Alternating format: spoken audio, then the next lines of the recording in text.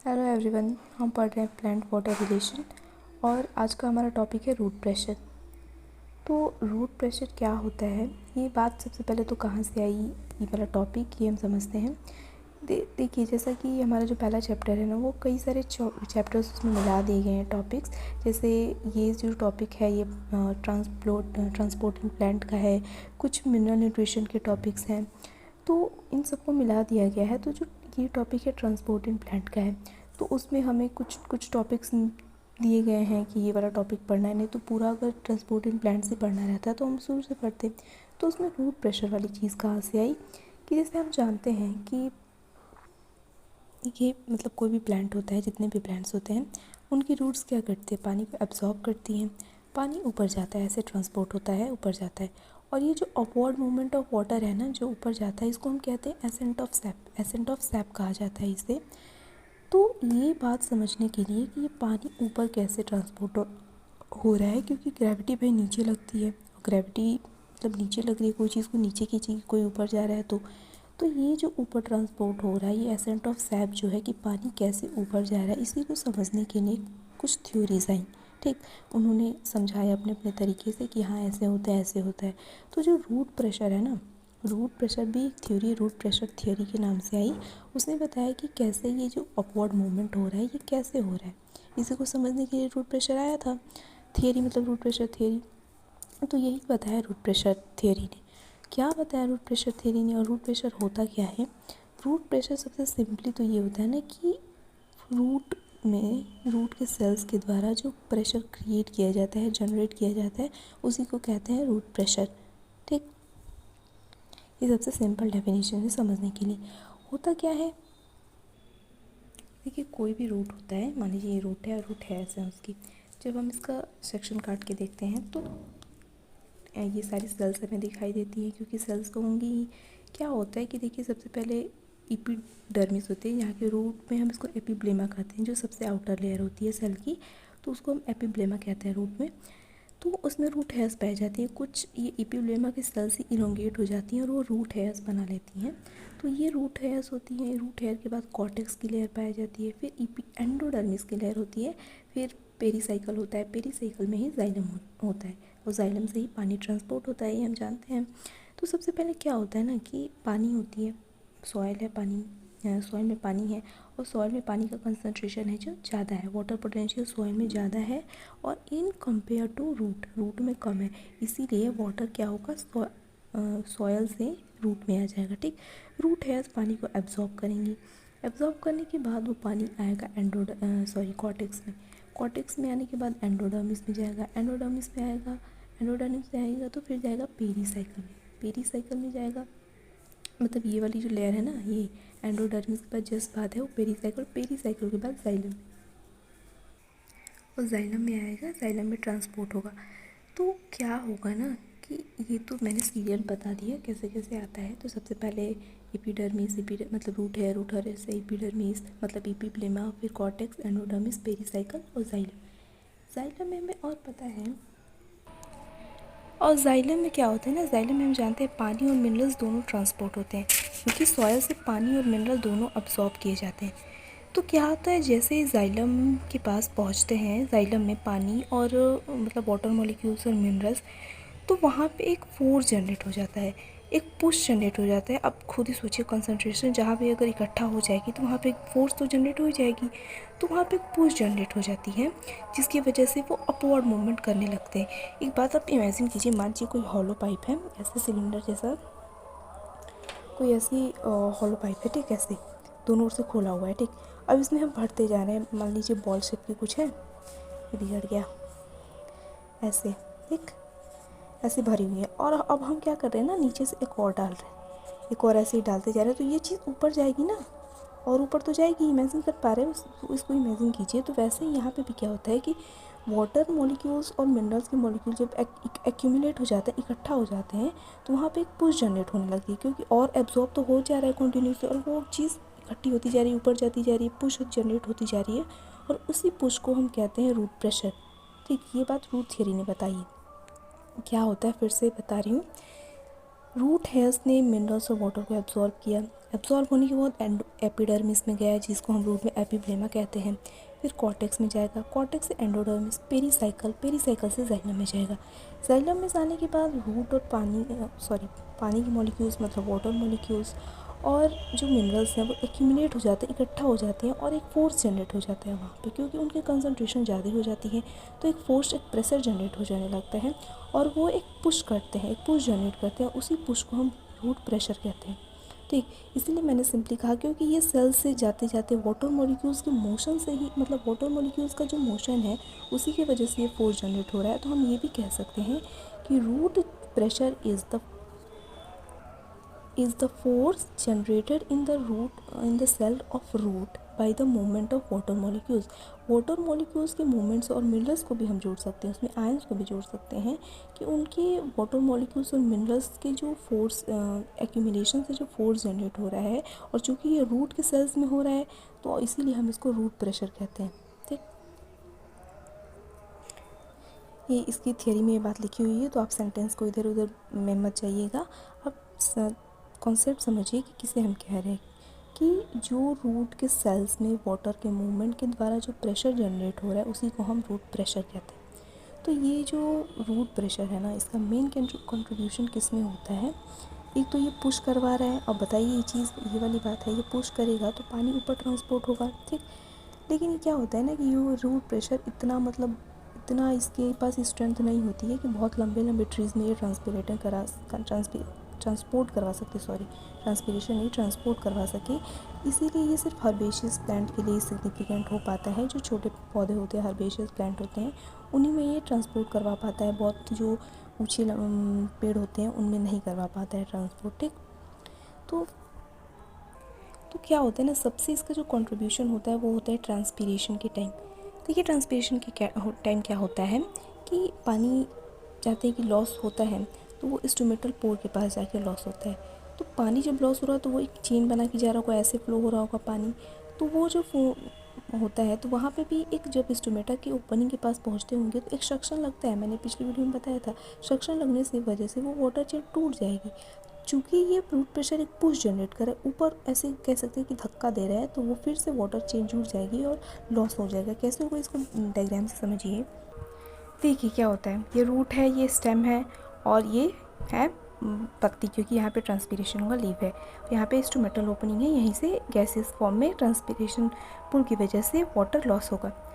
तो क्या होगा, पानी ऐसे जा रहा होगा जाइलम में, ये जाइलम ट्यूब है मान लीजिए, जाइलम में ही जाएगा। ठीक, तो पानी अब ऐसे ऐसे तो जा नहीं रहा होगा, यूनिडायरेक्शनल होती है उसकी, और एक फ्लो बना में जा रहा होगा। इसी को जो वाटर के मॉलिक्यूल जुड़े हुए हैं हम इसको कह देते हैं वाटर कॉलम। ठीक, और क्या होता है ना कि दो जो वाटर मॉलिक्यूल्स के बीच में जो स्ट्रेंथ होती है उसको टेंसाइल स्ट्रेंथ कहा जाता है। और जिस फोर्स से, मतलब जिस फेनोमेनन की वजह से यहाँ पे इंस्ट्रूमेंटल ओपनिंग के पास आकर ये जो निकलता है, यहाँ पे भी तो कोई फोर्स जनरेट होगा तभी तो ये खींच रहा है इनको, इसको ट्रांसपीरेशन पुल कहते हैं। तो जब ट्रांसपोरेशन पुल ग्रेटर हो जाता है टेंसाइल स्ट्रेंथ से, मतलब दो मॉलिक्यूल्स के बीच में जो स्ट्रेंथ है उससे ज़्यादा ट्रांसपीरेशन पुल, मतलब इनको खींचने वाला जो फोर्स है वो ज़्यादा हो जाता है, तो ये जो है ना चेन इनकी टूट जाती है। तो क्या होता है, देखिए टूट गई यहाँ पे, क्योंकि फोर्स लग गया तो ट्रांसपीरेशन पुल इसको खींचने वाला, तो ये टूट गया। अब टूट गया तो क्या होता है कि अब टूट गया तो ट्रांसपीरेशन रुक जाएगी। भाई ट्रांसपीरेशन भी तो ज़रूरी है प्लांट के लिए ना, हमने इनका इंपॉर्टेंस पढ़ा हुआ है, सिग्निफिकेंस।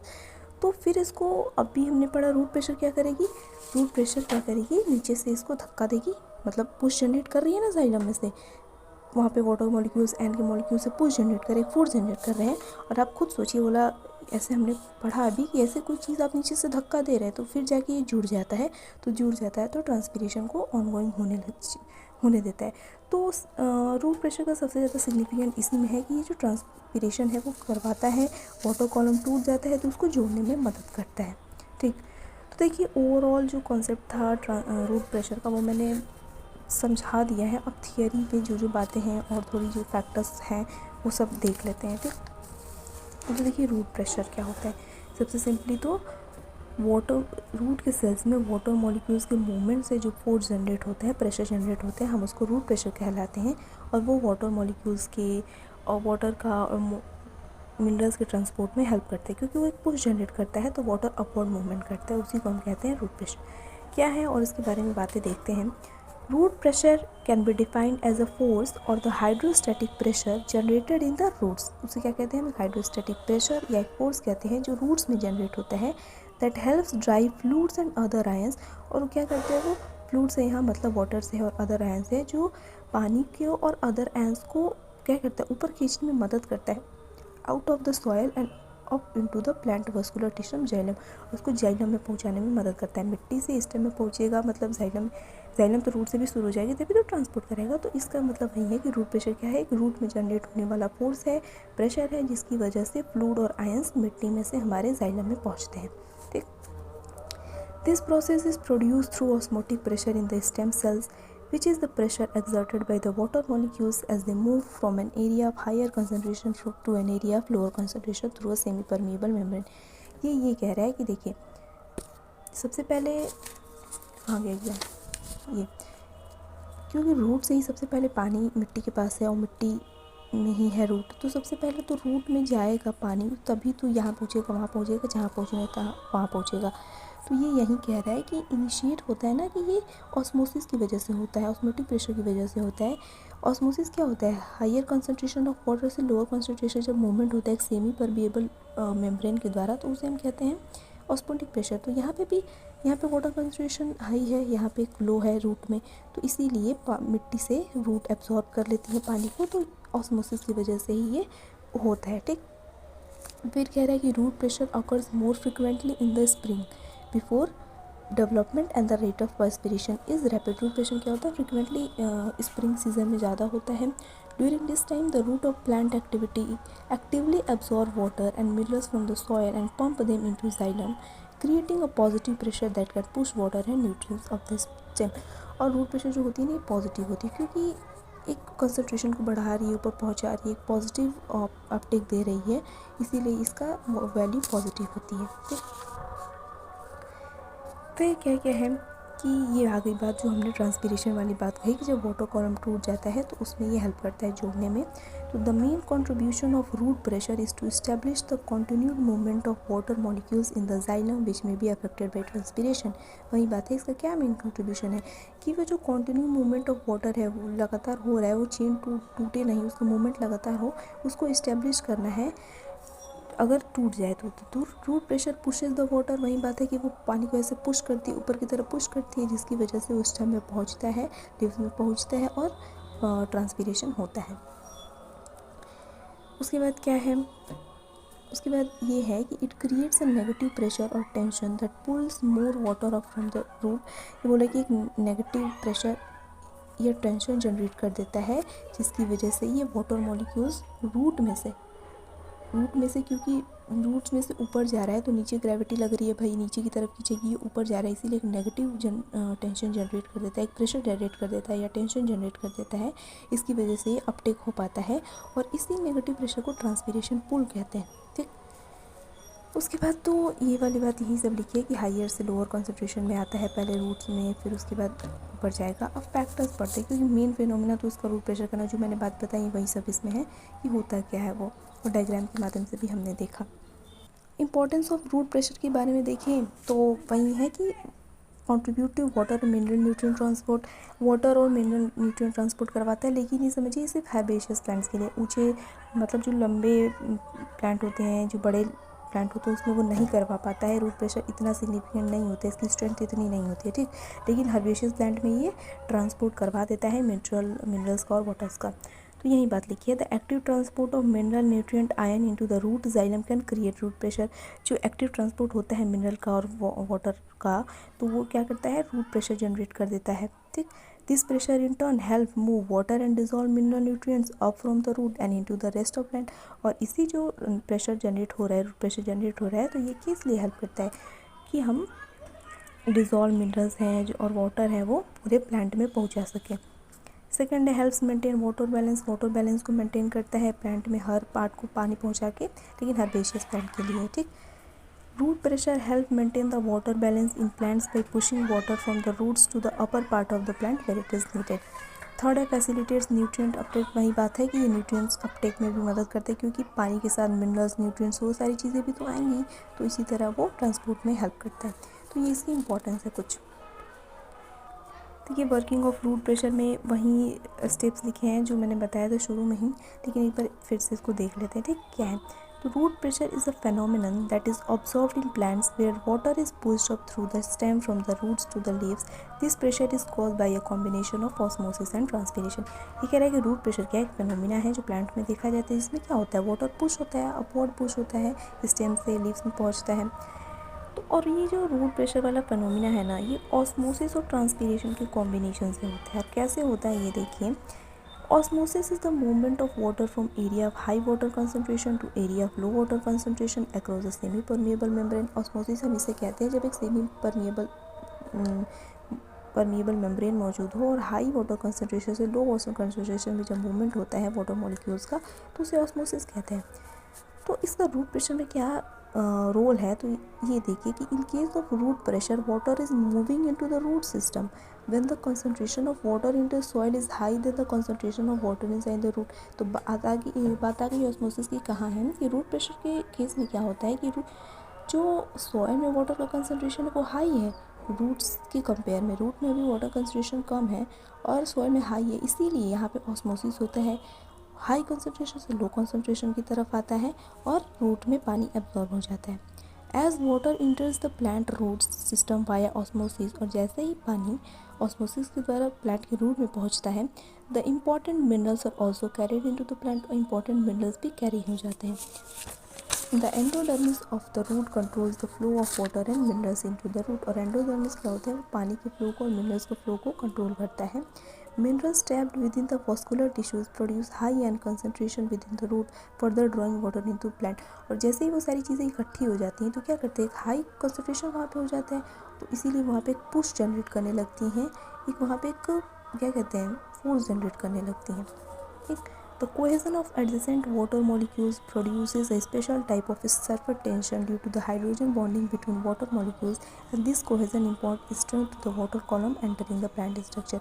ये बता रहा है, जो हमने बताया उसको एक एक डिटेल में ये कह रहा है कि क्या होता है जब वाटर कंसनट्रेशन एयर कंसनट्रेशन इकट्ठी हो जाती है तो वो एक फोर्स जनरेट करती है। तो ये कैसे करती हैं, मध्य वाटर के मॉलिक्यूल्स में H2O के बने होते हैं, तो हाइड्रोजन जो मॉलिक्यूल है उनके बीच में जो इंट्रामोलिकुलर फोर्स है, जो बॉन्ड है, वो एक क्या कर सकते हैं, एक सरफेस टेंशन इन लोग जनरेट करते हैं, एक स्ट्रेंथ इन लोग के पास आ जाती है जो वाटर कॉलम को खींचती है अपनी तरफ, मतलब सॉयल से रूट में खींचती है, रूट में खींचेगी तभी तो वो आगे बढ़ेगा। तो वही बात कह रहे हैं। और ट्रांसपीरेशन के क्या रोल है इसमें कि transpiration plays a crucial role in the generation of root pressure in the plant.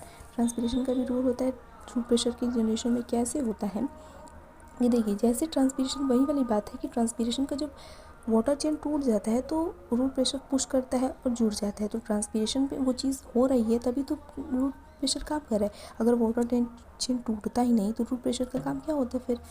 तो इसी का रोल है इसमें कि during transpiration water is lost to the atmosphere via opening in the plant surface known as stomata. Transpiration में क्या होता है, स्टोमेटा से एटमॉस्फेयर में लॉस्ट हो जाता है पानी वेपर के फॉर्म में। As water vapour exit the leaves of plant due to transpiration, this water loss draws off the water column content within the vascular system, thus producing low levels of root pressure in the plant. और जैसे ही water chain टूटता है, transpiration होता है, तो जो chain टूट गया है उसको कॉन्टिन्यूसली करवाने के लिए वाटर प्रेशर पुश करता है और पानी ऐसे ही कॉन्टिन्यूस फ्लो होता रहता है। तो ये ट्रांसपीरेशन का भी रोल हो गया। तो ये था कि मैकेनिज्म कह सकते हैं कि ऑस्मोसिस और ट्रांसपीरेशन के कॉम्बिनेशन से ही रूट प्रेशर वाली फेनोमिना हो रही है।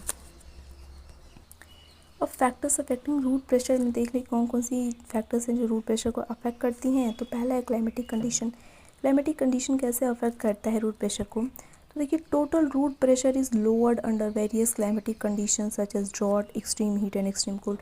ये कह रहा है कि एक्सट्रीम हॉट है, मतलब बहुत ज़्यादा हाई है टेम्परेचर, गर्मी है बहुत, ड्रॉट है और एक्सट्रीम कोल्ड है। इन सारी कंडीशन में रूट प्रेशर कम हो जाएगा, मतलब रूट्स के द्वारा जो प्रेशर एक्सर्ट किया जा रहा है, जनरेट किया जा रहा है, वो कम हो जाएगा। क्यों कम हो जाएगा, कि देखिए ड्रॉट में भाई पानी ही कम हो जाएगी, पानी की कमी हो जाएगी, तो वो किस चीज़ का एब्जॉर्प्शन करेगा, तो ऐसे ही अल्टीमेटली कमी होना है। तो these conditions can make the absorption pace lower और and can even permanently stop it. वही बात है कि एब्जॉर्प्शन का जो रेट है, जो पेस है, उसको स्लोअर कर देती हैं और या तो कर सकती है परमानेंटली बंद ही कर सकती हैं। तो क्लाइमेटिक कंडीशन भी मायने रखती हैं रूट प्रेशर के लिए।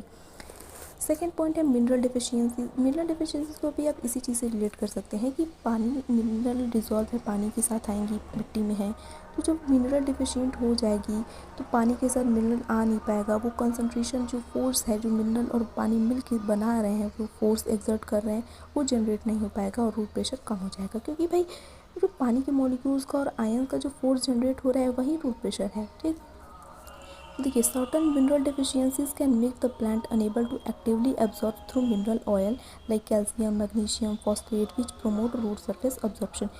ये बात भी इसमें कह रहा है कि कुछ जो स्पेशल आयंस है जैसे कैल्शियम, मैग्नीशियम, फॉस्फेट, ये सब क्या करती है ना कि रूट सरफेस एब्जॉर्प्शन को क्या करती है कि बढ़ाती है, प्रमोट करती है। कि अगर ये सारी मिट्टी में मौजूद है तो रूट जो हेयर्स हैं वो एब्जॉर्ब कर रही हैं, उसको बढ़ावा देती हैं। अगर ये सब कम हो जाएंगी, this will make the plant deficient in mineral nutrition, और ये सब की कमी हो गई है तो मिनरल न्यूट्रिशन की कमी हो जा रही है, और this deficiency can cause stunted growth and low root pressure, और रूट प्रेशर को ये कम करती है। क्योंकि बताइए भाई, पहले अब्जॉर्प्शन ही नहीं होगा, पानी जाएगी ही नहीं सेल्स में, तो रूट प्रेशर कैसे जनरेट होगा। तो मिनरल भी बहुत मायने रखता है, मिनरल एक अप्रोप्रिएट मात्रा में रहेंगी तभी रूट प्रेशर जनरेट होगा। नेक्स्ट है टेम्परेचर कैसे अफेक्ट करता है। तो root pressure will be less when the total temperature is lower thoroughly. Root pressure, अगर जो ओवरऑल टेम्परेचर मतलब एटमॉस्फेयर में जो टेम्परेचर है, अगर वो कम हो जाएगा, कब कम होगा, जब टेम्परेचर है वो उसको कम कर दिया जाएगा lower thoroughly by the environment, और it is lower by internal और सम एक्सटर्नल इम्बैलेंस। मतलब टेम्परेचर की अगर किसी भी तरह से कमी हो रही है, एनवायरनमेंट में कमी हो रही है, या ट्री मतलब प्लांट के अंदर इंटरनल या एक्सटर्नल फैक्टर्स की वजह से टेम्परेचर में किसी तरह की कमी हो रही है, तो वो रूट प्रेशर को कम कर देगा। नेक्स्ट है ऑक्सीजन अवेलेबिलिटी भी मायने रखती है। कैसे, the abundance of oxygen in elementary form acts as a promoter to give the ascent of liquid. ये बोल रहा है कि ऑक्सीजन का जब अबंडेंस होगा, मतलब पर्याप्त मात्रा में ऑक्सीजन अगर प्रेजेंट है, तो वो जो एसेंट ऑफ लिक्विड है, जो पानी का अपटेक ऊपर जा रहा है, उसको प्रमोट करता है। If the availability of oxygen is reduce then there is no media supporter to do that. और अगर ऑक्सीजन नहीं है, कम मात्रा में है, तो उस जो एसेंट ऑफ सैप है, एसेंट ऑफ लिक्विड है, जो अपटेक हो रहा है ऊपर की तरफ, उसको सपोर्ट करने वाला कोई चीज़ नहीं है, इसीलिए इसीलिए क्या होगा, रूट प्रेशर वो कम हो जाएगा। नेक्स्ट है ट्री हाइट भी मैंने पहले ही बताया कि ये सिर्फ हर्बेशियस प्लांट के लिए हो पाता है। जो बहुत अगर लंबे प्लांट है, हाइट उनकी ज़्यादा है, तो उसमें रूट प्रेशर उतना नहीं स्ट्रेंथ होती उनकी कि वो उतना अपटेक करवा पाए, उतनी पुशिंग करवा पाए। ठीक, तो ये भी एक फैक्टर है। अब देखिए, अब रूट प्रेशर हमने देखा कि क्या है, कि रूट के सेल्स में वाटर मॉलिक्यूल्स और आयंस की वजह से, वाटर मॉलिक्यूल्स की मूवमेंट की वजह से, उनकी मूवमेंट की वजह से एक फोर्स जनरेट हो रहा है जिसे हम रूट प्रेशर कह रहे हैं। रूट प्रेशर मेनली ट्रांसपीरेशन करवाने में हेल्पफुल है। जब वाटर चेन टूट जाता है तो उनको पुश करके वो वाटर चेन को फिर से जोड़ देता है और ट्रांसपीरेशन होता है। रूट प्रेशर के द्वारा ना एक फेनोमेना देखा जाता है जिसे हम गटेशन कहते हैं। गटेशन क्या होता है कि आपने देखा होगा किसी किसी पत्तियों में उनकी जो टिप होती है, उनके टिप पे पानी लगा होता है, उसी को गटेशन कहते हैं। जैसे यहाँ पे हमारी कोई ऐसी पत्ती है, यहाँ पे इनके टिप पे यहाँ पे जो पानी लगा होता है, लिक्विड फॉर्म में होता है, उसे हम गटेशन कहते हैं। हमने विंटर सीजन में ये सुबह सुबह अगर आपने देखा तो होगा ज़रूरी, तो उनकी टिप पे पानी, पत्ती के ऊपर नहीं, वो क्या कहते हैं, ड्यू होता है, ओस होता है, पानी पत्ती के टिप पे। तो यहाँ पे टिप पे, पत्ती के टिप पे जो पानी होता है वो गटेशन होता है।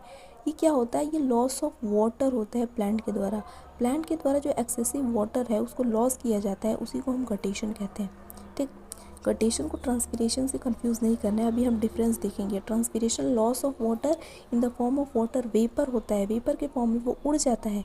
लेकिन गटेशन क्या होता है, गटेशन लिक्विड फॉर्म में ही पत्ती के टिप पर निकलता है, स्पेशल पोर से, जिसे हम हाइड्राथोड कहते हैं, वहाँ से निकलता है। तो ये एक डायग्रामेटिक रिप्रेजेंटेशन था। होता क्या है अब देखते हैं गटेशन में। तो समझ में आ गया ना कि एक्सेसिव वाटर लॉस, मतलब पानी अगर ज़्यादा मात्रा में हो गया प्लांट में, तो प्लांट उसको लॉस कर देता है, water loss in the form of water droplets. ठीक, इसको हम गटेशन कहते हैं।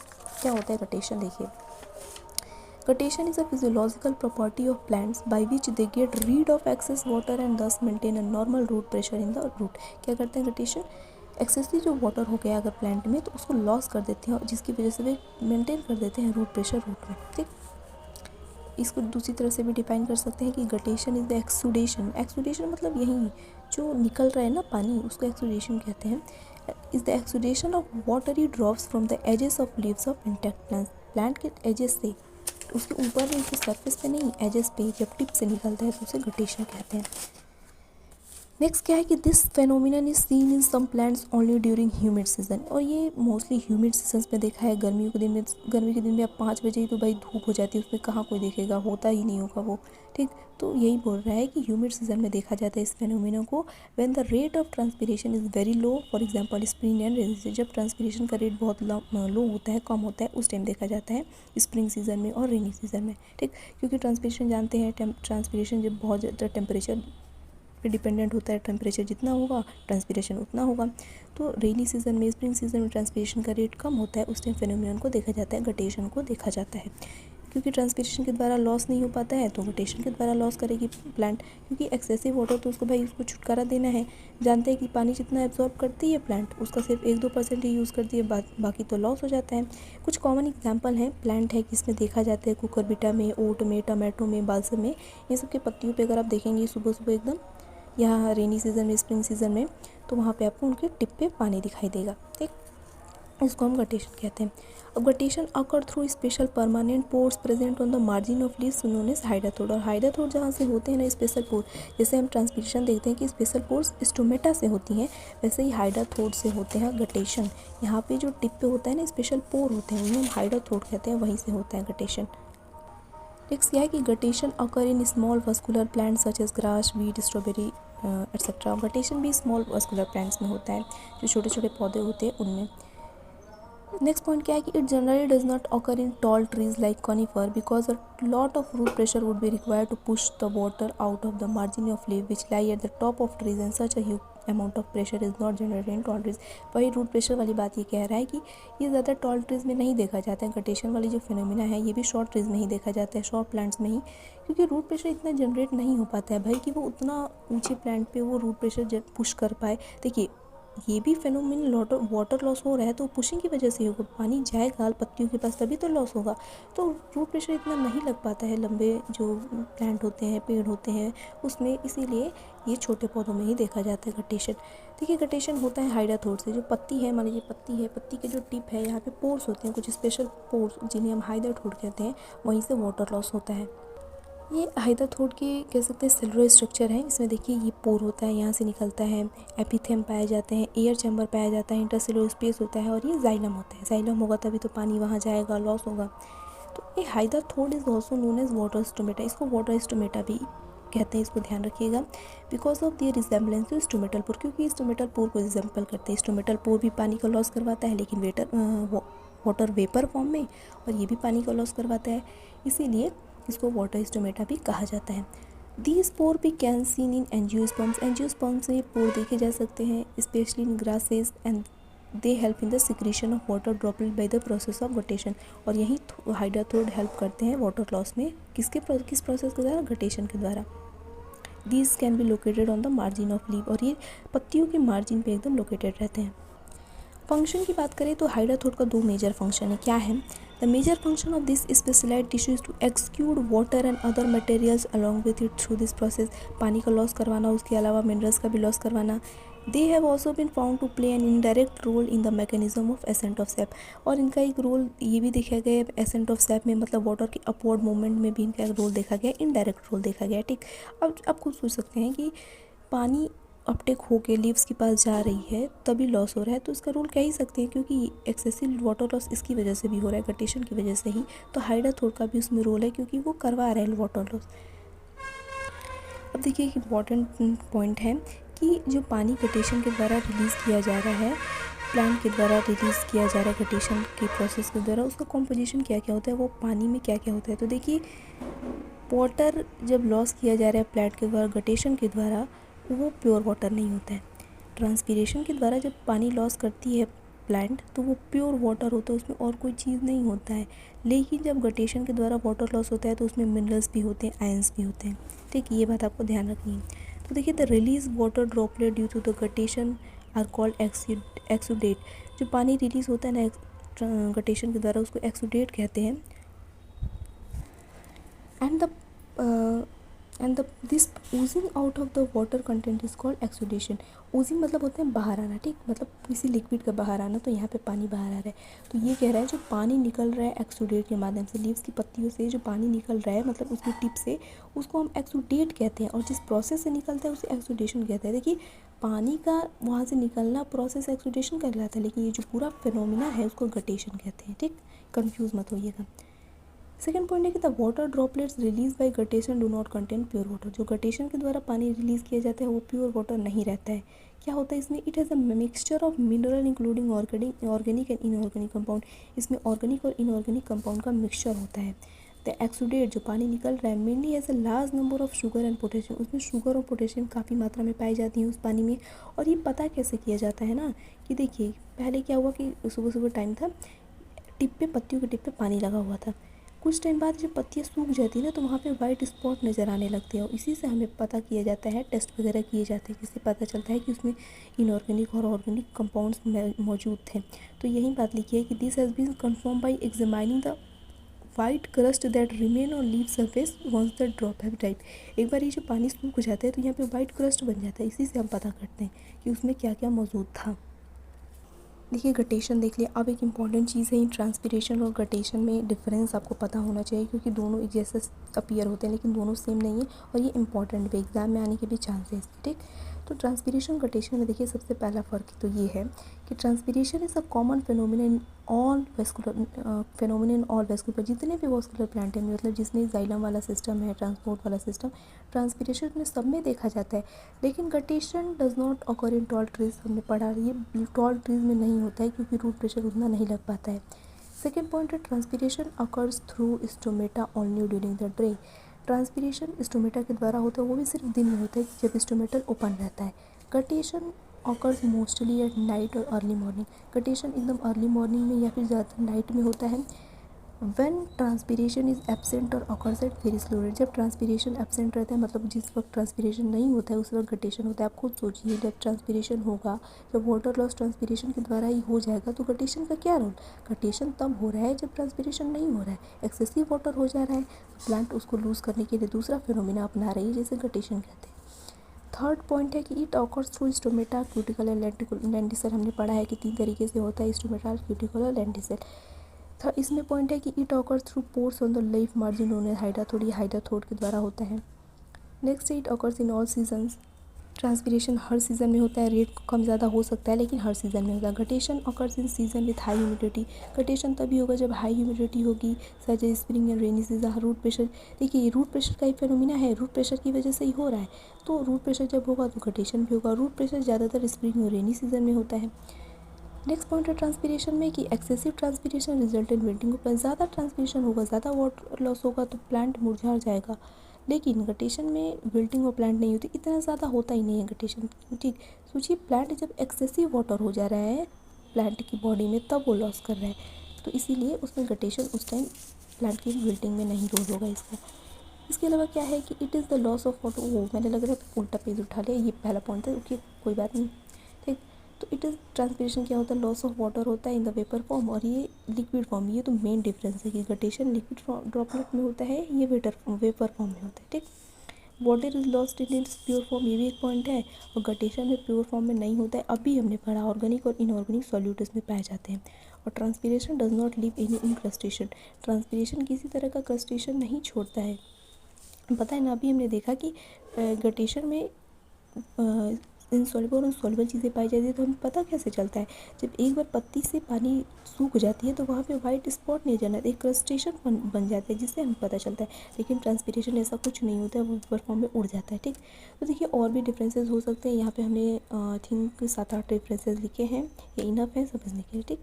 तो आज के लिए इतना ही। नोट्स आपको कमेंट सेक्शन में मिल जाएंगे, उसका PDF लिंक। Thank you.